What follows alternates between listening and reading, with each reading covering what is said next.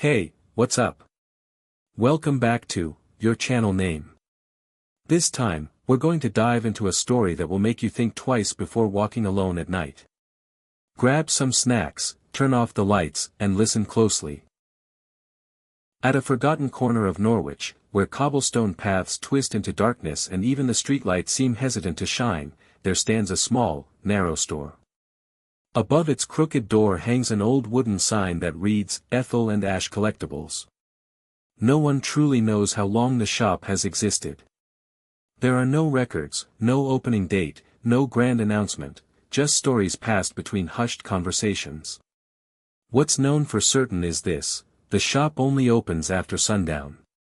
As the sky bleeds into orange and purple hues, as the town's noise dwindles and the temperature begins to drop, the sound of a heavy, rusted key echoes faintly from within the store.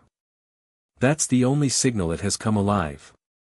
The interior smells of mildew and aged wood, as if time itself had decayed inside. Light bulbs flicker behind cracked glass domes, casting trembling shadows over shelves crammed with relics from forgotten eras, dusty compasses, cracked porcelain, twisted metal tools, and photographs that never seem to fade. There are no price tags, no sales offers. Nothing ever feels for sale. Each item rests like it's waiting, or guarding something. The townspeople whisper about the place. About the things that happen after someone enters. But because the store remains hidden, and only reveals itself at night, it's often dismissed as an eerie legend, until someone new dares to walk through its door. They call him Edgar Whitmore. That's all anyone knows, no last known address, no sightings outside the store. He doesn't go to the grocer, the post office, or the pub. In fact, he doesn't exist anywhere outside those walls. Edgar appears when the door creaks open at night, always standing behind the counter like he never left. He wears an old black suit, tailored with unsettling precision, and a deep red bow tie that seems to be made of velvet. His skin is pale like porcelain, and his eyes, cold gray, follow every movement, though his face remains expressionless, unbothered by time. Sometimes he reads from thick, dusty books with no titles. Other times, he cleans objects gently, using a small boarhair brush, as if preserving them for something, or someone.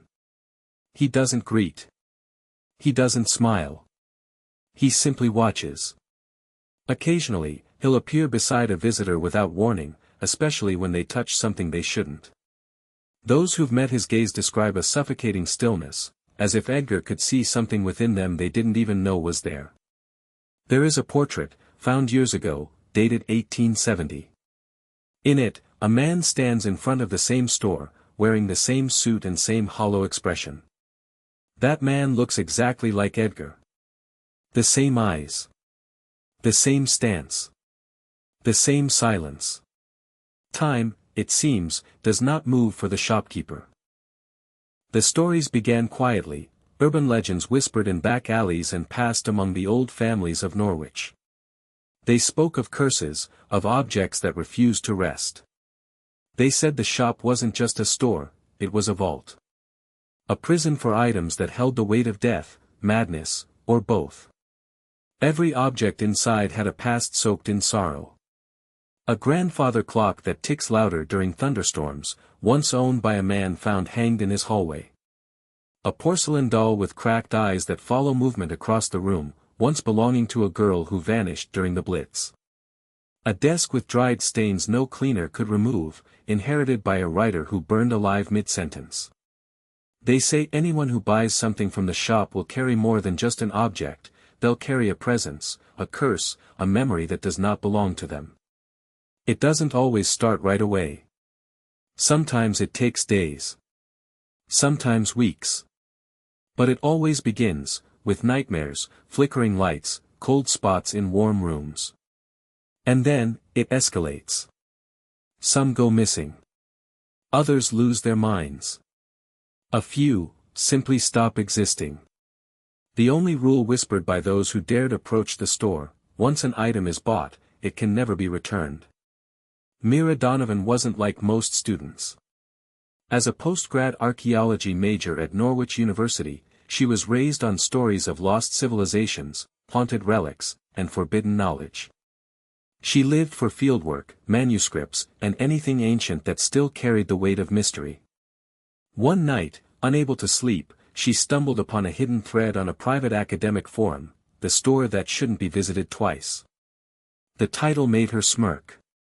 But what she found inside wiped that smile away.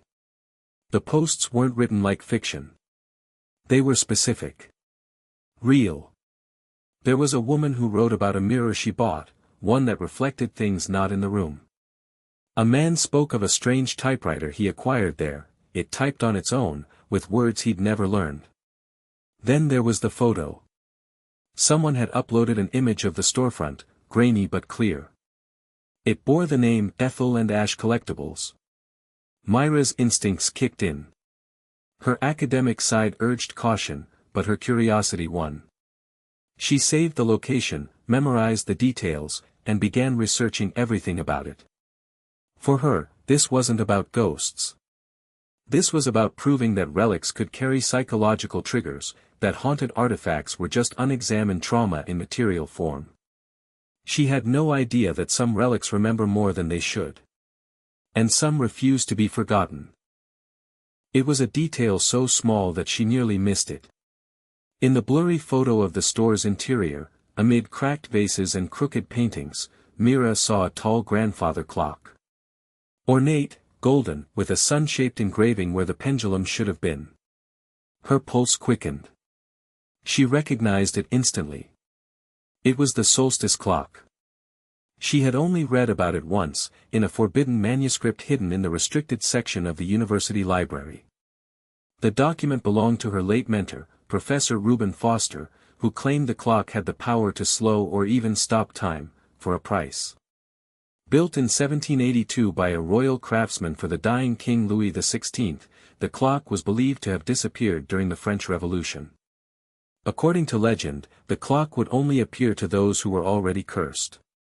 Seeing it in the shop window was impossible. And yet, there it was. Mira knew she had to go. To see it for herself. To hold history in her hands. Her obsession overpowered her logic. What she didn't know was this: the solstice clock didn't just mark the hour. It counted souls. And each tick meant someone else was about to be erased from time. Once the solstice clock lodged itself in her mind, Mira couldn't let it go. She skipped sleep, skipped classes, and spent days poring over digital archives and local legends. The forum only gave her vague directions, but she began connecting dots: historical maps, unexplained disappearances, the folklore of Norwich's shifting street. It led her to a spot on Chanter's Alley, a side street that no longer appeared on official maps but still whispered its name through old property deeds and 18th-century journals. The alley wasn't listed on Google Maps. Pedestrians she asked looked confused, claiming no such place existed, while elderly locals simply shook their heads and warned her not to go poking around places that weren't meant to be found. That only fueled Mira's obsession. It felt like an initiation into something ancient, something sacred. On the night of a waxing moon, she packed a small journal, a voice recorder, and her mentor's manuscript on cursed heirlooms. Wearing thick boots and a long coat, she wandered the streets as darkness fell over Norwich. Guided only by instinct and fragmented lore, she finally found it, a narrow, crooked turn between two crumbling buildings. No signs. No lights. Just the smell of damp stone and a coldness that didn't match the season. At the end of that forgotten path, the store waited, as if it had always known she would come. The store stood motionless under the orange haze of a flickering gaslight. Mira paused, notebook clutched tight to her chest. The window was fogged, but behind the streaked glass, she could make out shadows, items hunched on shelves like sleeping figures. She reached out to touch the door handle, but just before her fingers could make contact, the door creaked open on its own. A gust of cold, dry air breathed out from inside. It didn't smell like a normal building, it reeked of rotted paper, damp stone, and something deeper. Something like memory. Not hers, but someone else's. Someone long dead. The door's hinges groaned like a tired voice calling her in. No bells chimed. No footsteps echoed. Yet she felt eyes watching. The shop wasn't just open, it was waiting. Her rational mind screamed caution, but her curiosity pressed her forward. The threshold felt like a veil, and as she crossed it, the air thickened. The lights didn't turn on. Instead, they flickered to life one by one, like a procession acknowledging her arrival. She wasn't alone. But she also wasn't among the living, at least not entirely. Once inside, the atmosphere changed entirely. The moment her boots touched the aged wooden floor, a wave of disorientation struck her. Time felt wrong. As if it wasn't moving forward anymore. Her watch had stopped ticking. The air buzzed with a silent hum, like a building holding its breath. Clocks of all kinds surrounded her, mantel clocks, cuckoo clocks, standing clocks, each stuck at a different time. One showed 3:13, another 11:11, another 6:06. None of them moved. Some were cracked. Others pristine. Yet all shared the same affliction, stillness. As she walked deeper, the air grew colder. The farther she went, the more the temperature dropped. Light bulbs flickered above her like twitching eyes, watching from above. The shelves loomed tall, filled with relics that whispered with invisible voices. A music box played a single note endlessly, never completing its tune. A doll inside a glass case tilted its head each time she turned her back. Everything felt like it had once belonged to someone whose end had been violent. And at the center of the store stood the solstice clock. It was taller than she expected, encased in bronze with a face made of black and silver. The sun-shaped pendulum swayed slightly, despite no mechanism to move it. And when she looked closer, she saw something horrifying. Reflected in the glass wasn't her own image, but someone else. A woman in tattered 18th century clothing, staring directly at her with eyes full of hatred and pleading. She blinked hard, but the reflection didn't vanish. It lingered like an imprint etched into the glass itself. The woman's face was pale, her lips stitched shut by threads of black shadow. And the pendulum behind her swung wider now, more than just a tick, it was like it was gathering momentum. Mira's body tensed as the air grew heavier. Her legs felt weaker with every step she took toward the clock, but she couldn't stop. Her mind screamed to back away, but her limbs betrayed her. It was as if invisible hands were drawing her forward, guiding her into the orbit of something far older than the store, older than memory. The closer she got, the louder a rhythmic thump filled her chest. But it wasn't her heartbeat. It came from the clock. Each swing of the pendulum struck like a drumbeat of something waking.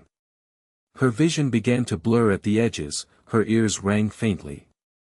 She was entering a state between sleep and reality, a threshold only the cursed could cross. She reached out a trembling hand. Her fingers hovered inches from the brass.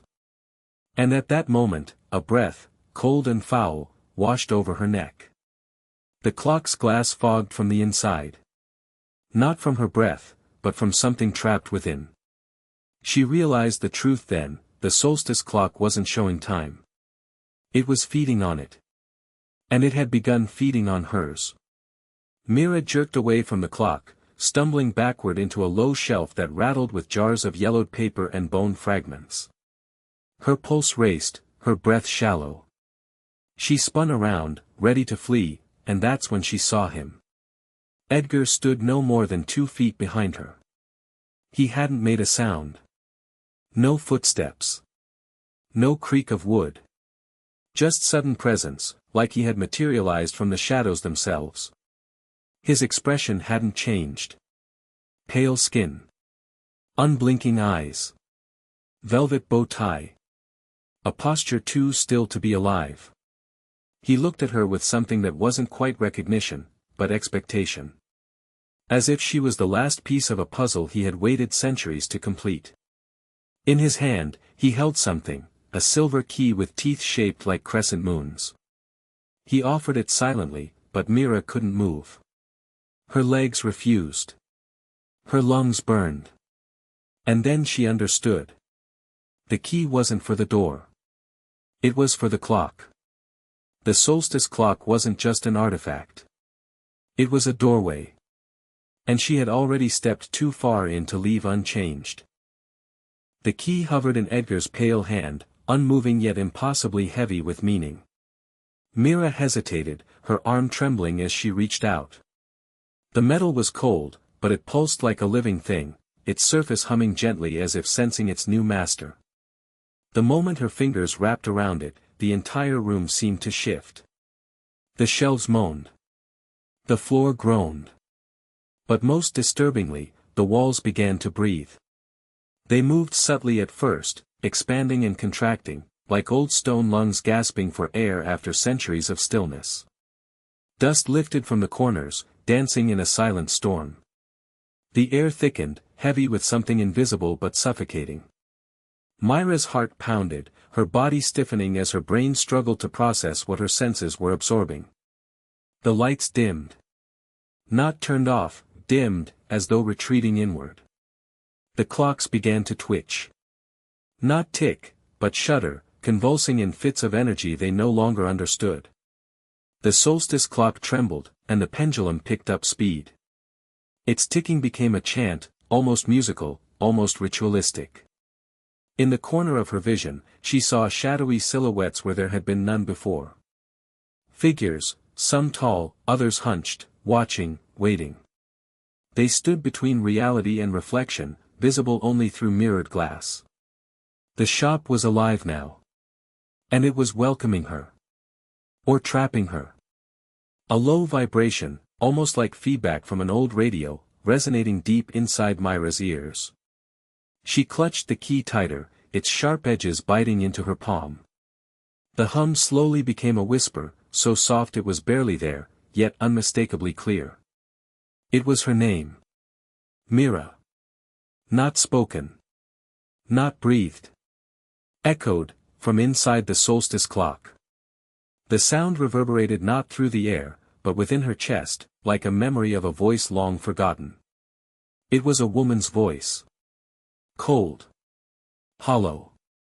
Drenched in sorrow and something else, rage. She backed away instinctively, but the key burned hotter in her hand. Her body stiffened as the whisper grew louder. Then, in a fractured instant, she understood, the voice didn't just know her name, it remembered her. Images flashed through her mind, faces she didn't know, a cottage in winter, the sound of a lullaby playing backward, and always that same clock, standing in the background of every memory, ticking backwards in reverse time. It wasn't just an object. It was a witness. To something she had once done, or been a part of. And now, it was reminding her. The whisper became a roar, and then, blackness. Mira's knees gave way beneath her. Her body collapsed onto the creaking floorboards, limbs convulsing as if caught in a seizure. But she wasn't unconscious. Not exactly.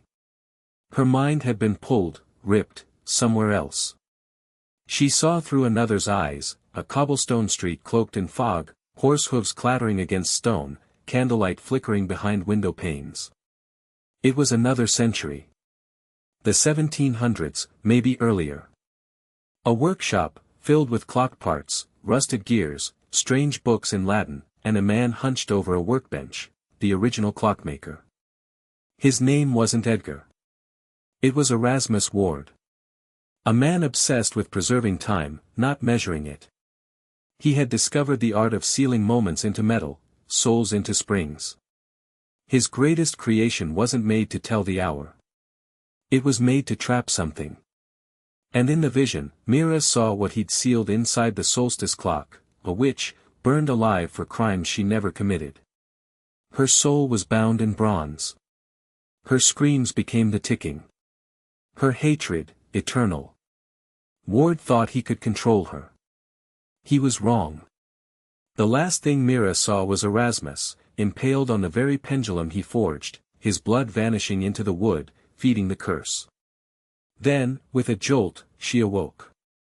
Mira gasped as she opened her eyes. The air was different. Quieter. Not still, but waiting. She lay on her side, cheek pressed against the wooden floor. She pushed herself up slowly, dizzy, her breath ragged. And then she noticed, the shop was not the same. Where the front counter had once stood, there was now a narrow hallway lined with antique mirrors. The shelves had rearranged themselves. New items lined the displays, things she hadn't seen when she first entered. A cracked violin. A taxidermied cat missing its eyes. A set of baby teeth arranged into a crown. She stood, legs wobbling. The clock's ticking had returned to a low, steady rhythm. The whispering had stopped, but she could feel its presence. Edgar was gone. No footsteps, no trail, no sound. Just absence. But his silver key remained hot in her pocket, pulsing faintly. She checked the front door, but where it should have been was now only wall. Solid brick, aged and moss-covered, as if it had always been that way. The shop had reshaped itself. Rearranged to trap her further. To test her. She was inside a puzzle that only wanted to keep folding in on itself, alive and intelligent. And it knew she wasn't done. Drawn by instinct or fate, Mira turned toward the mirror-lined corridor. The mirrors were tall, arched like chapel windows, covered in grime and framed with tarnished gold. Each one bore a faint shimmer, but none reflected reality perfectly. Her face looked slightly off in every one, a flicker of the eye, a delay in the tilt of her head, an angle that didn't align. She stepped closer to the third mirror. Her reflection didn't follow. Instead, it stared directly at her with an intensity that froze her breath. And then, it smiled. Not a gentle smile. Not relief. But a cruel, knowing grin. Her real mouth did not move. She stepped back in horror, but the reflection stayed in place, smiling deeper, wider, until the cheeks tore slightly at the edges. Blood began to leak from the eyes in the mirror, not hers, but its. The air around the mirror rippled, like heat distortion. A thrum filled the corridor, and Mira understood. Something had worn her face before. Something wanted it back. And this mirror was a window. Not to another world, but to another self, a version of her that had already given in.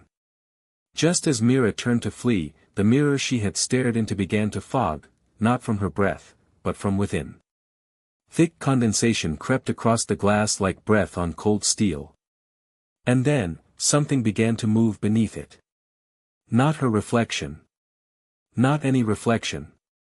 A finger. Invisible, yet present, began drawing on the inside of the glass. Mira stood frozen, watching as it traced a shape with unsettling precision, a spiral intersected by a horizontal line, encircled by runes she could not recognize but somehow felt in her bones. The symbol pulsed faintly as it was completed, and the mirror let out a small, almost imperceptible sigh, like it had been holding its breath for centuries. She didn't know what it meant, but something primal inside her recoiled. The symbol stirred a memory from her vision, on the floor of Erasmus Ward's workroom, the same pattern carved in chalk and ash. It wasn't decoration. It was a seal. One not meant to be disturbed. From the silence, a sharp, sudden noise shattered Mira's thoughts. The old rotary phone, which had sat untouched on a side table near the register, began to ring. Its bell shrieked like a scream muffled under glass. Dust lifted around it with each chime. It had no cord. No dial tone. No connection. Yet it rang. Every ring sounded heavier than the last, like it was dragging something closer. Mira didn't want to answer, but she knew she had to. Every second she let it ring, the air in the shop grew thicker, more suffocating, as though it resented her hesitation. She picked it up. There was no greeting, no voice, just the sound of ticking clocks layered beneath what sounded like someone dragging chains across a wooden floor. Then, a single line whispered through the static. Not from the phone. From inside her head. The shop never opens without a price. Her vision blurred. A migraine bloomed behind her eyes like fire. And then, the phone fell silent. Still dizzy from the phone's chilling message, Mira stumbled toward the counter for support. Her hand brushed against a thick, leather-bound book she hadn't noticed before. Its surface was cracked and aged, the corners frayed as if chewed by time itself. A ledger. She opened it. Each page was filled with names, written in beautiful, cursive script. Some were faded, others freshly inked. Next to each name was a date, and a strange red mark beside it. Some were excess, others spirals, and some had been smeared until the ink bled across the page. She flipped toward the back instinctively, dread creeping up her spine with every turn. The final page was blank, except for a single name. Mira Holloway. No date. No symbol. Just her name, freshly written, the ink still drying. Her hands trembled. She hadn't signed anything. She hadn't agreed to anything. But the shop had already claimed her.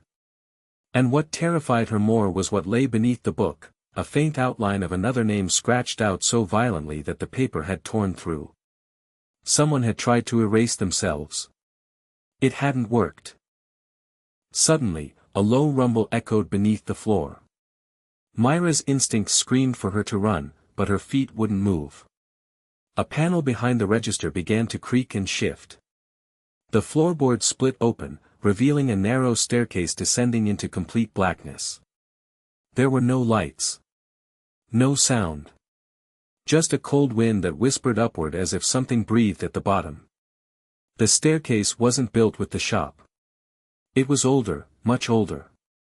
Carved into stone, damp with centuries of rot and secrets. On the walls, she could see faded handprints in the dust.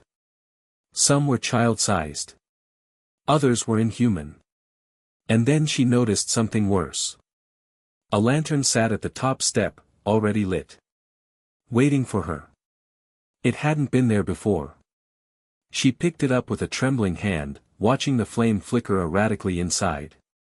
It wasn't fire. It moved too sharply, too aware. The shop wanted her to go down. And something below wanted her to arrive. Mira's foot touched the first step, and a whisper followed. Not from below. From the stair itself. A name. Not hers. Not anyone she knew. Just a voice in the darkness, whispering a name as her weight pressed down. On the next step, another whisper, another name. Each stair carried a soul. Dozens, maybe hundreds, of names echoed upward as she descended slowly. Some spoken in languages she didn't understand. Some cried. Some pleaded.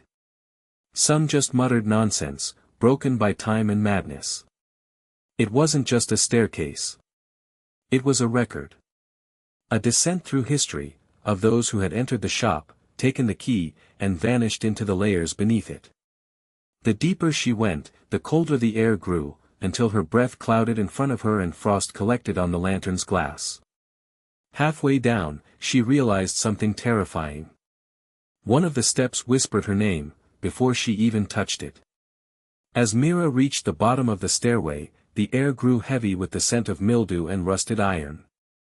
Her trembling lantern cast narrow beams into the vast chamber beyond, a space so large and low it felt like a catacomb of time. The floor was dirt, uneven and cracked. The walls were made of stone, aged with a dampness that whispered. The room was not empty. Shelves, racks, and tables stood crookedly across the space, each filled with objects that seemed pulled from different centuries. There were oil lamps next to typewriters, Victorian dolls next to Cold War-era radios, crumbling parchments resting atop cracked plastic clocks. Every item pulsed with memory, as if stolen from someone's final moment. Each object had a tag, tied with red string, inscribed with a name. Some names were familiar. Others impossible to pronounce. All had dates, some from the 1800s, others disturbingly recent. She moved slowly through the corridor of lost things. The deeper she walked, the louder the silence became. It was not just a vault. It was a mausoleum of deals made and forgotten. At the far corner of the vault, Mira's lantern flickered violently as she passed an ornate glass cabinet sealed with iron latches. Inside, among aged velvet and cobwebs, sat a doll. Her breath caught in her throat. It was hers. Or at least it looked exactly like the doll she'd owned as a child, lost years ago in a fire that consumed her family's attic. The same cracked porcelain face, one green eye, one glassy white. The same blue velvet dress with tiny silver buttons. Even the burn mark along its cheek. There was no way it could be here. No way it could have survived. But there it was, tagged like the others.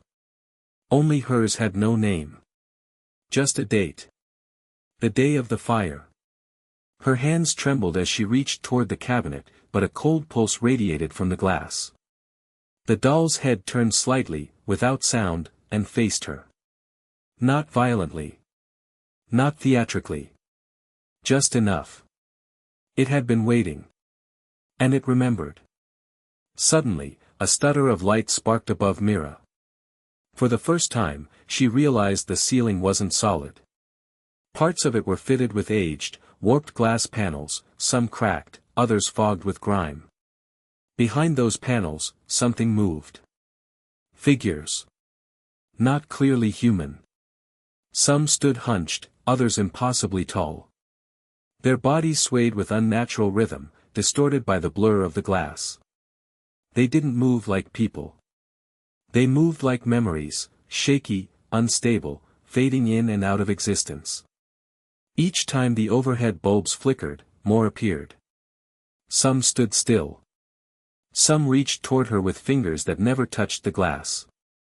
Others turned away, as if ashamed to be seen. And then, for a single, horrifying second, the flickering stopped, and the glass cleared. They were no longer behind the panels. They were inside the vault. Staggering backward from the figures, Mira knocked over a wooden crate. It splintered on the stone floor, spilling out its contents, old ink bottles, broken watches, and at the very bottom, a notebook wrapped in stained twine. She picked it up instinctively. The leather cover was soft with rot, but the pages inside were intact. Written in hurried script, different hands, over different years, some in pencil, others in dried blood-colored ink, were messages. Not entries. Warnings. Do not feed the silence. The mirror lies. Time belongs to the shop now. If you see your reflection blink, run. The final page bore only one line, written with trembling strokes. There is no next keeper. Only the last. She didn't know what that meant yet. But something in her gut told her it wasn't about a job. It was about inheritance. A curse passed down like property. And she was the newest name on the deed. Panic finally took hold. Mira ran, back the way she came, retracing her steps through the maze of artifacts and cursed heirlooms. She found the place where the staircase had once opened. But it was gone. In its place stood a seamless wall of tall, silver-framed mirrors. Each one reflected a version of the vault behind her, but not herself. None showed her figure. Just the shelves, the lantern's glow, and the lingering shadows that moved when she stood still. Then one mirror began to fog. And like before, a finger traced a message from inside. You turned the key. Suddenly, the lantern in her hand extinguished. And everything went dark. Mira didn't remember falling, but when her eyes opened, she was lying cold on the floor. Her cheek rested on stone, her hand clenched around the now-dead lantern. Around her stood the same mirrors from before, but something had changed. Now, they reflected her. Or at least versions of her. Each mirror showed a slightly altered image. In one, she wore her childhood dress, in another, her hair was wet, eyes sunken with sleeplessness, and in the far right panel, her reflection smiled, while her own face remained frozen in fear. She rose slowly, every movement watched by her mirrored selves. The smiles lingered. One reflection stepped forward even though she didn't. It was then she understood, these mirrors didn't just reflect. They remembered pasts. Or predicted futures. And not all of them were hers. Some belonged to versions of herself that had made different choices. And some had never left the shop. As she gazed into the mirror nearest her, the glass began to ripple, like disturbed water. A memory seeped through, not hers, but familiar in a way she couldn't explain. It was the memory of a girl named Eleanor. A customer from decades ago, drawn to the shop by a red umbrella left on the sidewalk, an umbrella that didn't belong to anyone. Eleanor had entered the shop, walked past the front counter, and vanished. Her family searched for weeks, but no one remembered her. Not the owner. Not the town. It was as if she had never existed. Yet here she was, her figure now appearing in the mirror, eyes hollow, mouthing words Mira couldn't hear but somehow understood. She wasn't lost. She had been absorbed. The shop did not forget. It collected.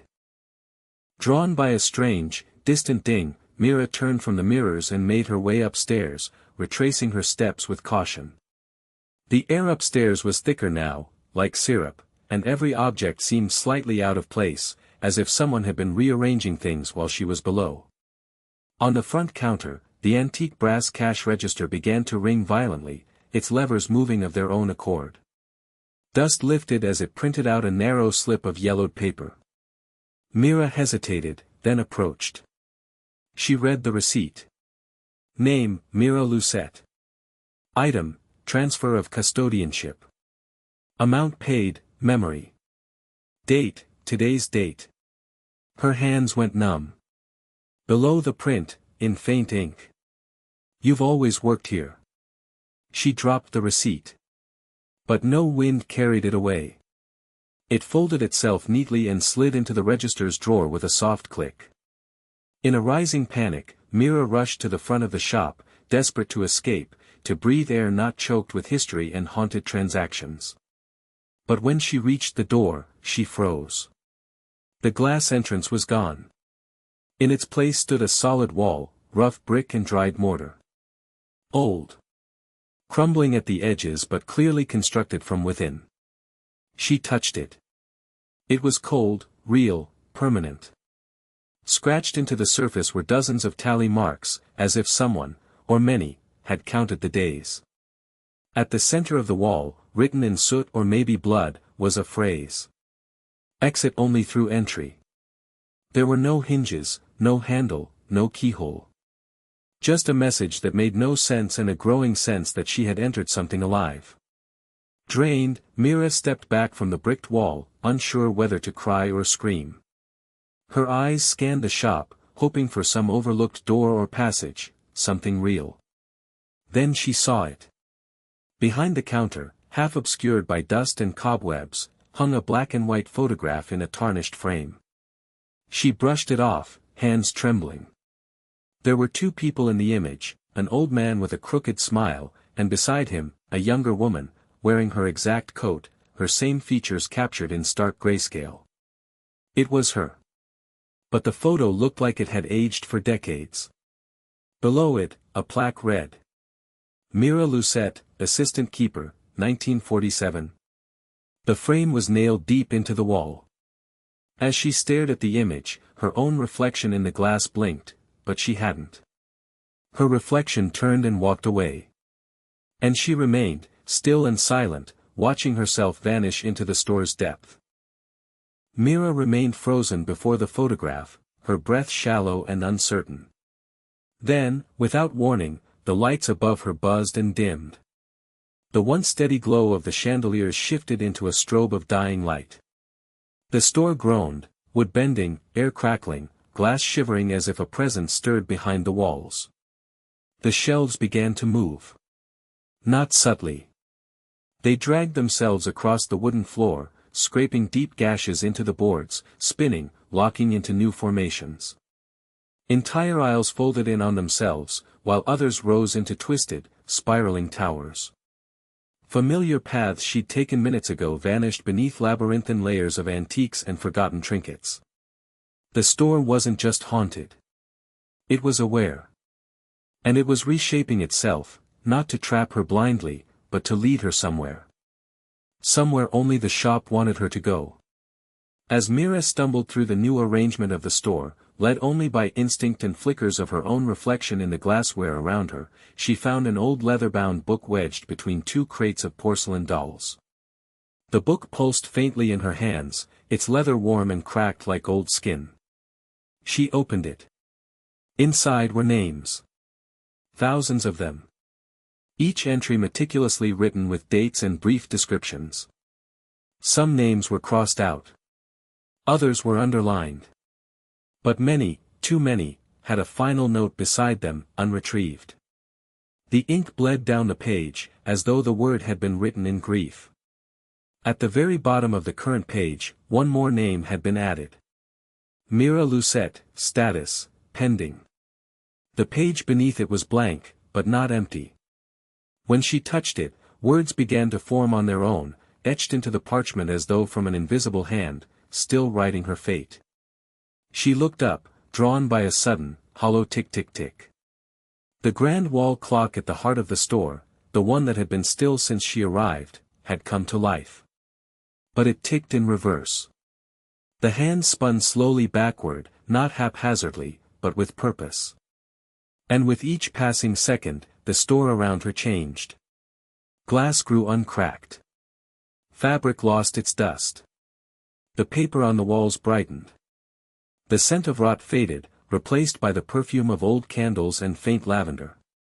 Time itself recoiled, rewinding the store to a version long past. She was no longer in the same shop she had entered. This was a past version of the building, preserved like a memory, brought to life by time flowing in reverse. Yet, Mira remained the same. A ghost in the wrong era, caught between ticking lies and forgotten truths. In the middle of this shifting world, something new appeared. A door. Where just a blank wall had stood moments ago, now rose a tall wooden door, dark oak with ornate carvings, faces, moths, and weeping eyes. Above it, a brass plaque. Staff only, initiated. The knob turned slowly, but Mira hadn't touched it. The air around it vibrated softly, humming as if something behind it breathed in rhythm. The store was not allowing her to leave. It was welcoming her in. But not as a guest. The word, initiated, echoed like a verdict. She had crossed some unseen threshold. Whether by accident or design, Mira was now part of the store's lineage. Her trembling hand reached for the knob, unsure of whether the door had called her or compelled her. As she stepped through, a coldness enveloped her, not painful, but dense, like sinking beneath dark water. She emerged into a room lit only by oil lamps that flickered without flame. The walls were lined with framed portraits, each in heavy gilded gold. Faces of men and women, some smiling faintly, others expressionless, gazed down at her. Each wore the same black apron, each stood before the same counter. And none had aged. Decades, perhaps centuries, separated the paintings, but the subjects all looked preserved, unchanged. Their eyes followed her, not just painted but aware, as though the canvas held more than oil and brush. And on the final portrait, still drying on its frame, was her own face. Beneath it, a plaque had already been etched. Mira Lucette, current keeper. The paint was wet. The transition was complete.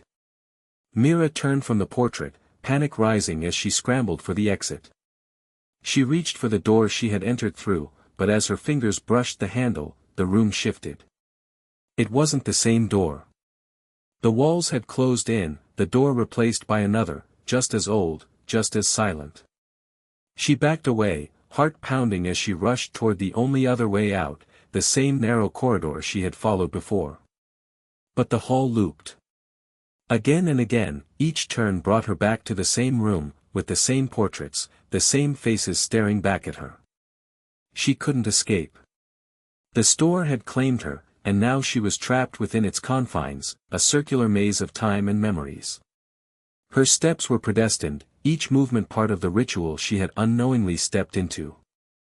Every door she tried was a reflection of her own inability to leave. The sound of cracking glass filled the room as one of the mirrors along the wall shattered. The sharp, jagged edges of the broken mirror reflected the room in shards, creating multiple images of her, some of them distorted, others more mature. In one reflection, she saw herself older, her face worn with years, her eyes dark and distant. She stepped closer to the broken glass, but the reflection did not move. Instead, it smiled at her, a twisted grin creeping across the older version of herself. The smile lingered. And then the reflect. A distant sound echoed through the store, first faint, then growing louder with each passing second. It was the laughter of the shopkeeper. The one whose portrait now hung on the wall. But the laughter wasn't just his. It was everyone's. Every portrait, every mummified face trapped in a frame seemed to join in the laughter, their mouths curving into smiles that mirrored the reflection. The sound was otherworldly, an amalgamation of joy and terror, reaching into the very core of Mira's being. It was her laughter now. The recognition was clear, she had become one of them, another ghost in a never-ending cycle. The shopkeeper's presence had never left. It had simply waited. And now, it was her turn to guard the store. As the laughter grew louder, Mira felt the shift within herself. The air grew thick, her bones chilled, and her skin felt petrified, as if she was being encased in something ancient. The shop's energy was overwhelming, pulling at her, drawing her in like an inevitable force.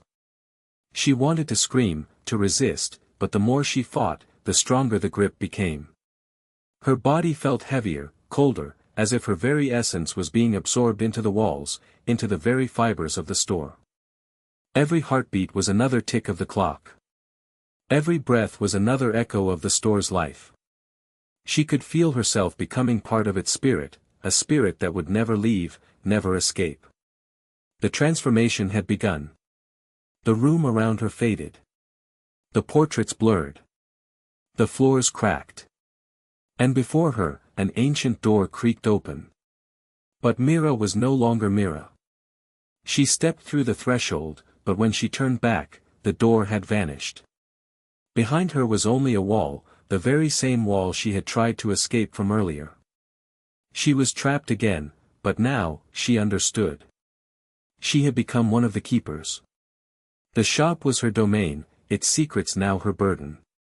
Every person who entered would now meet her gaze, would feel her presence, just like the others before her. And as time wore on, they, too, would become part of the store. Mira's eyes gleamed, cold and eternal. She had joined the store, and now, the next keeper would arrive when the time was right. And this cycle, this endless fate, would repeat, as it always had. That was our story for tonight. Do you think it's just an ordinary tale, or is there something more to it? Share your thoughts in the comments. Don't forget to like, share, and subscribe so you won't miss the next stories. See you, if you still dare to watch next time.